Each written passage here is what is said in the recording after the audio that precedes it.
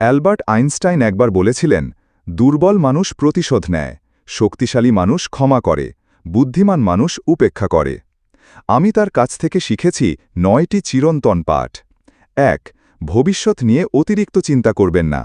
আমি কখনো ভবিষ্যৎ নিয়ে চিন্তা করি না, এটি যথেষ্ট দ্রুত আসে।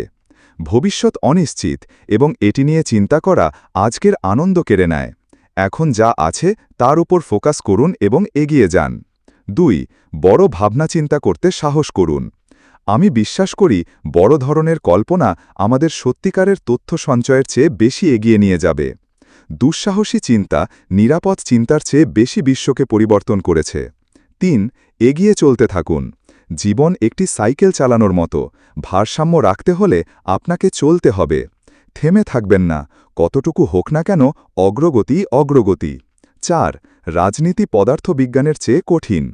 প্রশ্ন করা হলে যদি মানুষ পরমাণু আবিষ্কার করতে পারে তবে রাজনৈতিক সমস্যা সমাধান করতে পারে না কেন? আইনস্টাইন উত্তর দেন, কারণ রাজনীতি পদার্থবিজ্ঞানের চেয়ে বেশি কঠিন। বুদ্ধিমান মানুষও সেখানে লড়াই করে যেখানে আবেগ, শক্তি এবং অহংকার প্রভাব ফেলে। ৫. সরলতা গ্রহণ করুন। আইনস্টাইন বিশ্বাস করতেন আইনস্টাইনের রেজারে অপ্রয়োজনীয় জিনিস সরিয়ে ফেলা এবং গুরুত্বপূর্ণ জিনিস ধরে রাখা। সরলতাই শক্তি, যদি না এটি অতিরিক্ত সরলতায় পরিণত হয়। ৬. শিক্ষা আপনাকে চিন্তা শেখাতে হবে। শিক্ষার লক্ষ্য হওয়া উচিত মনকে চিন্তা করতে শেখানো, তথ্য মুখস্থ করা নয়। তাই আরও পড়ুন, আরও চিন্তা করুন, আপনার কৌতূহলকে আপনার সেরা শিক্ষক হতে দিন। ৭. আমরা সবাই একটি গাছের অংশ। সব ধর্ম, শিল্প এবং বিজ্ঞান একই গাছের শাখা। মানবজাতি একসঙ্গে বৃদ্ধি পেলে সমৃদ্ধ হয়, আলাদা হলে নয়।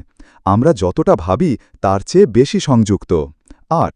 আপনার বিবেকের প্রতি সত্য থাকুন। কখনো কিছু করবেন না যা আপনার বিবেকের বিরুদ্ধে, যদিও রাষ্ট্র তা চায়। আপনার নীতিগুলোকে আপনাকে গাইড করতে দিন, বিশেষ করে যখন এটি সহজ নয়। ৯. আপেক্ষিকতা কি? আইনস্টাইন একবার মজা করে বলেছিলেন, একটি সুন্দর মেয়ের সঙ্গে ২ ঘন্টা বসলে মনে হয় ২ মিনিট, একটি গরম চুলায় ২ মিনিট বসলে মনে হয় ২ ঘন্টা।